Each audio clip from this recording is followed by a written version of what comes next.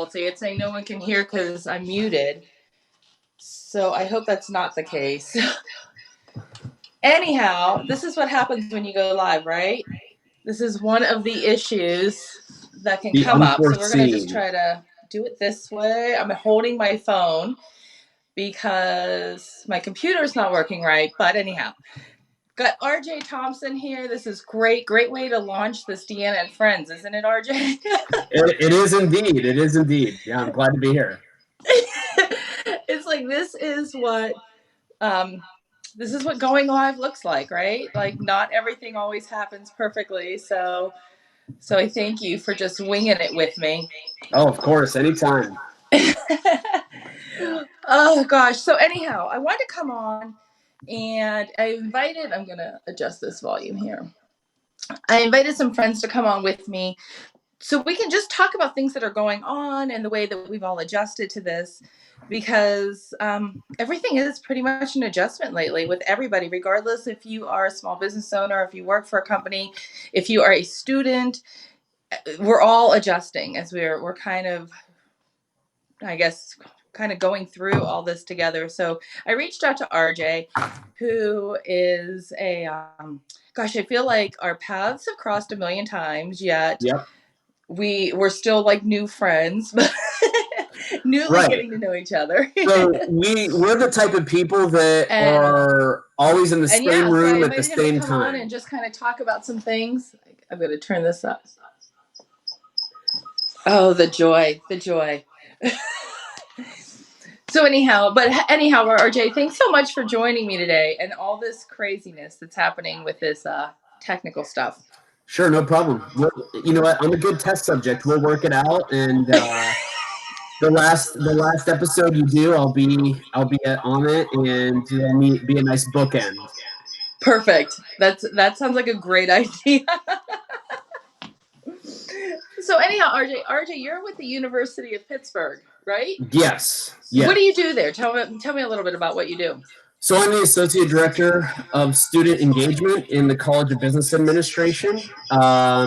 Primarily, I develop marketing strategy for the college, for the undergraduate college, and manage our web properties, our social media, work with marketing and communication vendors, all that kind of stuff. And then I work with my marketing team on the graduate side to do a lot of content writing and special projects and stuff like that. So I'm turning this way so I could see you too. So just recently, when everything kind of changed over in your world, right? And yes, you kind of made a really quick adjustment, didn't you?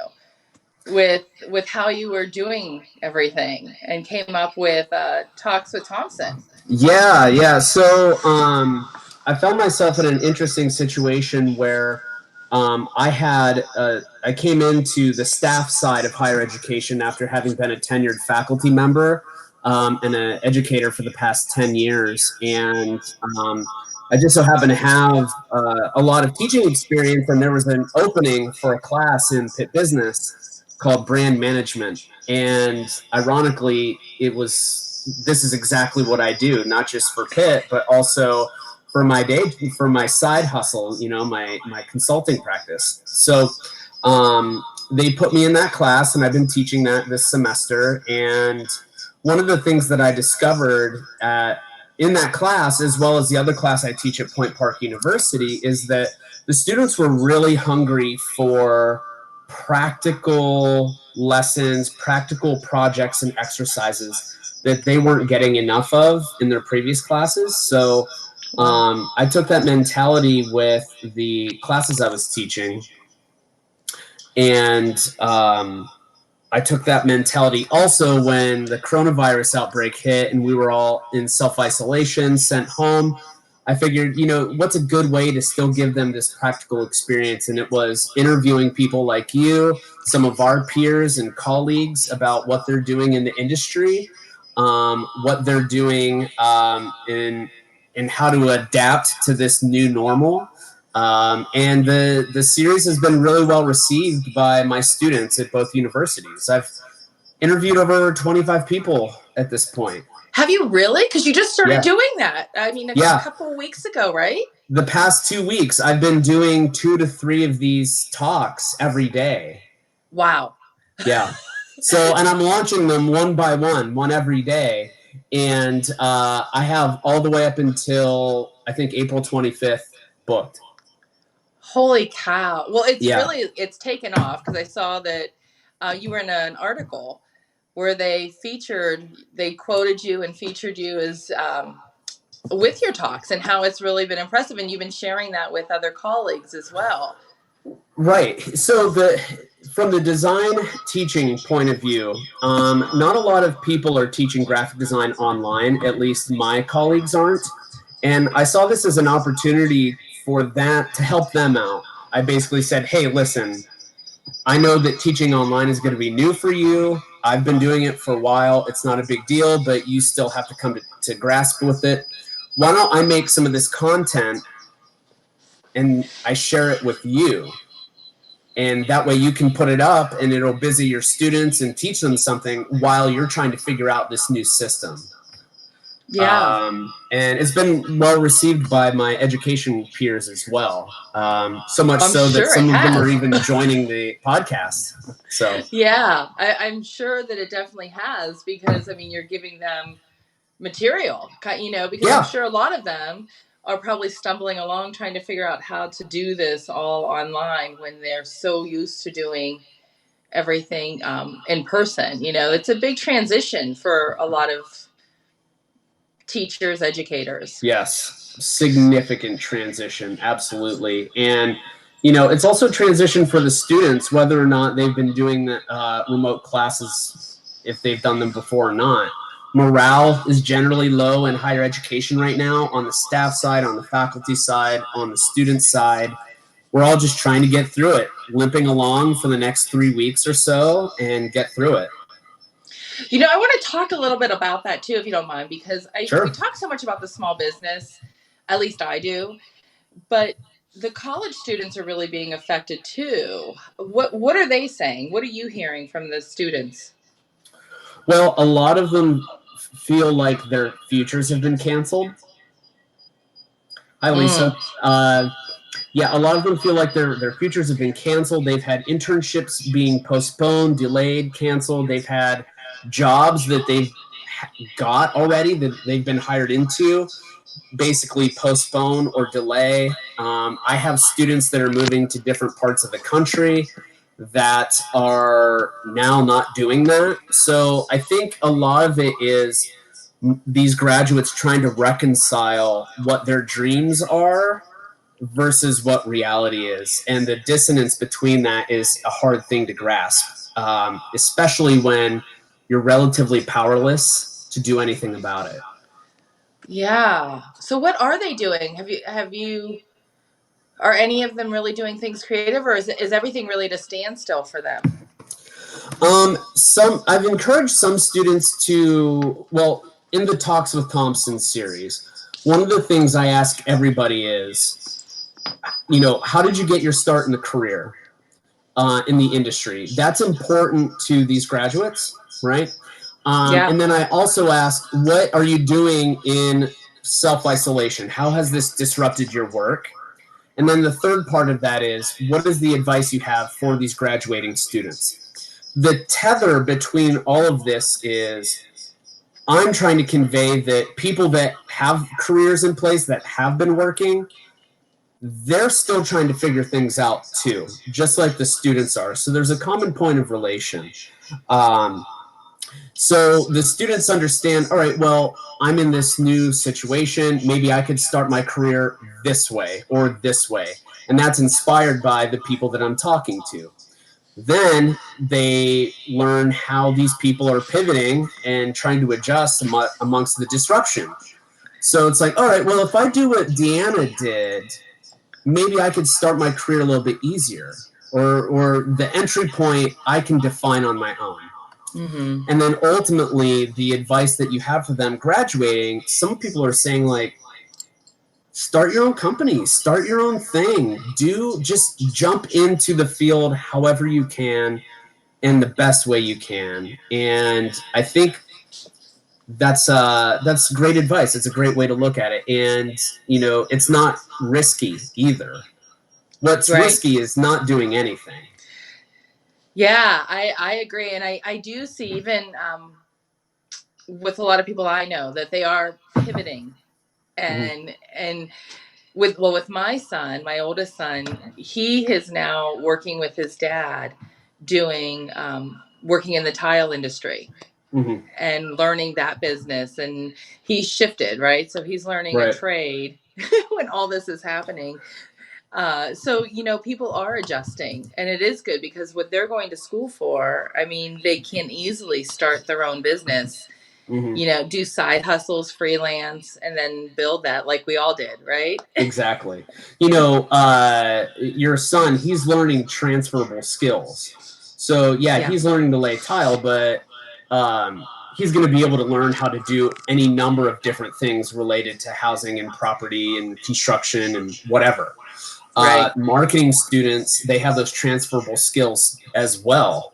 And they're going to be able to pick up whatever slack there is and move forward. If you're in an incredibly specific niche type of field, let's say you are an academic in literature. Yeah. Unless you're an author, there's not a whole lot you can do.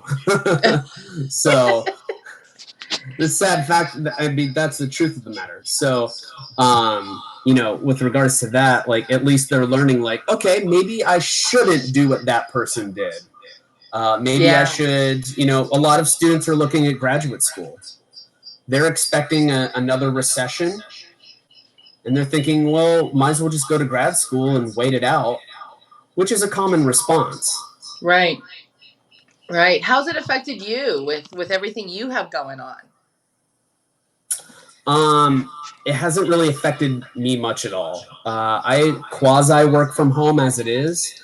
So it hasn't disrupted my way of life or even my work, because I've got active projects that are going on. Well, on my consulting side, that's active. But in my day job, it's slow to a crawl. There's not a whole lot going on.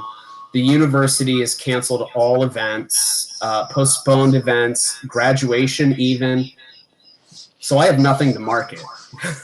So I'm just, you know, kind of like, I'm like you though, RJ, because I work from home most of the time. So I'm used to this. It's not as big of a transition. The hardest part is not being able to really go grab a cup of coffee or change the environment and work in a coffee shop or meet up with friends. I agree with that. And that's why Zoom, for all of its problems, is a really great tool, because we're getting this social aspect right now. You know, it's not ideal, but we're getting it. And I've been able to socialize a lot with all the people that I've spoken to. So my extrovertedness, that itch is being scratched. Yeah. Same here. Yeah. Same here. I see some comments. I'm going to try to hop up to my computer. Get down. My dog's sitting on my lap. Oh, we have a high school math teacher that's watching as well.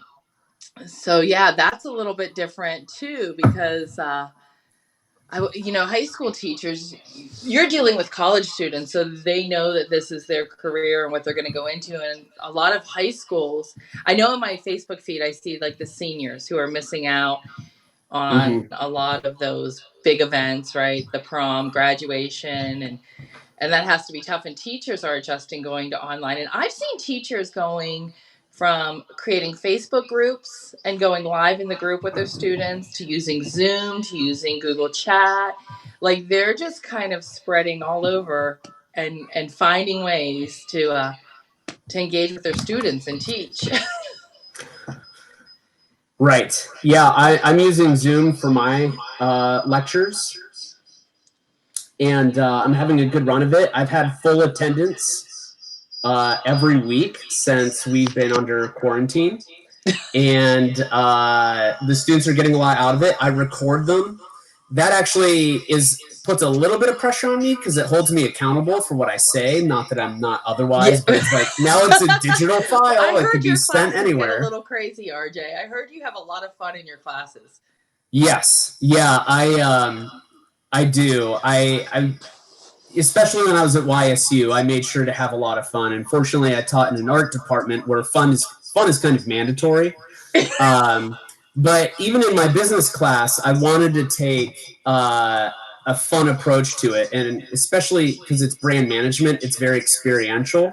So I would bring in products that no one's ever tried. For example, crickets. You brought in crickets? Well, no, not. This is just an example. Oh, okay. No, the thing I did bring in was like this watery but milky, like vitamin nutrient drink that no one's ever had, and I was giving it to for free, and I'm like, I'm not touching this, but I'll see if my students want it. Did they? There were a few students that tried it. They accepted my challenge and they tried it, and they're like, "Yeah, this is absolutely terrible." And the point of it was the packaging looked amazing. Okay. And then you try the product and it's terrible. So if you are managing that brand, how do you do so convincingly and honestly? Yeah, that's tough. Especially if taste is such a critical piece to that product experience. So nevertheless, yeah, stuff like that. But even like crickets, like, you never had a cricket before? Well, here, have some protein.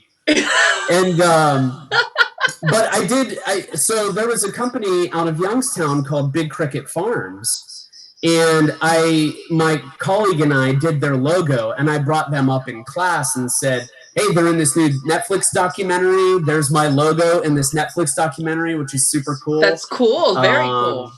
And then, I talked about their product lines and how, like, you basically blend cheese with crickets to get cheese, like different recipes and whatever. So it was interesting, and I could tell they've never had a conversation about eating crickets in any of their business classes. Well, I know you make it fun. My nephew had you in class. That's right. That's actually how I first heard of you, was when he was in college, and he always talked about how fun you were and how awesome you were and how much he enjoyed it. So I know you have a good time in there. I try to. Yeah, he'll remember having class with me for years to come. So that's a good sign. So Lisa has a question, or at least maybe a comment, but I'm wondering if maybe you could touch on it. And again, she's teaches high school math, where a lot of students don't have access to internet, and they still have to find ways to engage with them. Have you? And I don't know if that's different with college students or if it's the same. So how do you overcome that? What are you doing? Well, right now, what I'm experiencing is I have some students with inconsistent internet that rely on public libraries, which are also closed. Right. So the pipeline to internet connectivity is very limited. Like, I don't know if any public library in Pennsylvania actually has their Wi-Fi turned on right now. It's not like you can sit in your car outside the library. Yeah. So there's that. And then I have students that, like I said, it's inconsistent at their house. So I have to be sensitive to that. My biggest issue, though, is I have students in different time zones and different countries. Oh, do you really? In different countries? Yeah, I have a student who had to go back to Spain. I had a student who had to go back to South Korea. So how do I even work with them? And the thing is, like, that's why I have to record my lectures, because they can't watch them live. Right. They can still do the coursework, but that's about the extent of it. So unfortunately, their participation drops off, but it can't be helped. Right. So Lisa, I empathize with some of your kids not having internet. I know some school districts have been providing hotspots to some families in need. I don't know if it's like that in your school district, but that's a good point. I know here in Montana, there's a lot of rural area. And so the internet in general, I mean, we're not bad here in Billings. It's pretty solid, but there's other areas where it's sketchy. And I wonder, what are they doing? How are they compensating with everything? Well, But I like yeah. the hotspot idea. Well, my nieces, they have a hotspot because they don't actually have internet at their house. They relied on the public library. This is why I know. And the hotspots are good for doing work, but they're also kind of a lifeline in other respects. Yeah. Especially in consideration to like entertainment and just accessing information. So, for example, the school district in where I live here, they're providing free meals to kids, all kids under 18, enrolled or not. Wow. But there's no marketing campaign for that. So how do you find out? Well, you need the internet to know about it. So I've seen my neighbors from across the town walk down my street because I'm right behind the high school. But I see my neighbors right next door, and they're not even aware of the free meals. So like I've gone through and like knocked on people's doors and said like, hey, this is happening. Take advantage of it. So, and they're a family staying that doesn't 6 feet have away, internet. of course. Of course, yeah, yelling it from the street. Yelling it. No, but that's great. That's nice of you to do that, because how will they know? Right. If they don't have internet, how are they going to know? My dog keeps like hopping on my lap, and I keep trying to scooch up. Say hi, Biggie. Can you say hi? He's like, let's see here. Kyle, to your point, that's federally funded food for kids of all ages under 18. Yeah. Federally funded. Oh gosh. So yeah, things are definitely changing, and I guess we're all adjusting. And you brought up so many points that I didn't think about when it comes to these students who have left and they're in other countries, and how to adjust and lack of internet. I've seen it, but I really didn't put a whole lot of thought into it because my kids have internet. They're in college.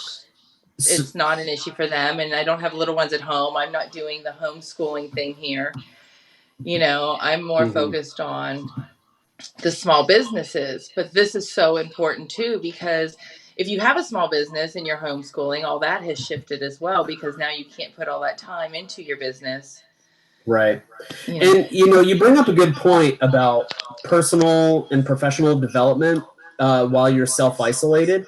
And I understand the value in doing that and having those messages communicating, like, yeah, you should be doing PD right now. Do a lot of PD in your downtime. And I've seen a lot of conversations in education circles saying that that's such a privileged stance.